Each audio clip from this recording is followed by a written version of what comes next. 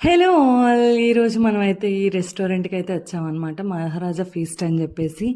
నా చిన్నప్పటి నుంచి కూడా నాకు రెస్టారెంట్స్ అయితే పెద్దగా తెలీవనమాట. ఎందుకంటే మాది బిలో మిడిల్ క్లాస్ అనమాట. ఇంకా అబోవ్ కూడా కాదు. ఇంకా మిడిల్ క్లాస్ కన్నా తక్కువలో ఉండేవాళ్ళం మేమైతే. కానీ ఏ రోజు కూడా మాకు రెస్టారెంట్స్ అవేవి తెలియకుండా మా డ్యాడీ వాళ్ళు పెంచారు. అండ్ దట్ టూ అట్లా అని చెప్పి తిండి లేకుండా అయితే పెంచలేదు. అన్ని రకాలు కాయగూరలేంటి, నాన్ వెజ్ ఏంటి ప్రతీది కూడా పెట్టేవారు. అంటే ఎంత మన వరకు బలం వస్తుందో అన్నీ కూడా పెట్టేవారు పిల్లలకి ఏది సంబంధించినది కూడా.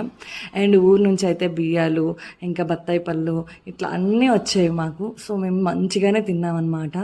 కానీ వాళ్ళు ఆ రోజు కష్టపడి మమ్మల్ని పెంచి చదివించి ఇంతవరకు చేసి ఈరోజు ఉద్యోగం వచ్చిన తర్వాత మనకి నచ్చిన రెస్టారెంట్లో లేకపోతే మనకు నచ్చినట్టుగా తిరగడానికి కారణం మాత్రం అది అమ్మా నాన్నే కారణం. వాళ్ళ త్యాగాలు, వాళ్ళ సేవలు, వాళ్ళ ప్రేమ ఈరోజు ఇట్లా మనకి నించోబెట్టిందనమాట. మేమైతే ఈ రోజుకి ఎప్పటికీ వాళ్ళకి రుణపడే ఉంటాము.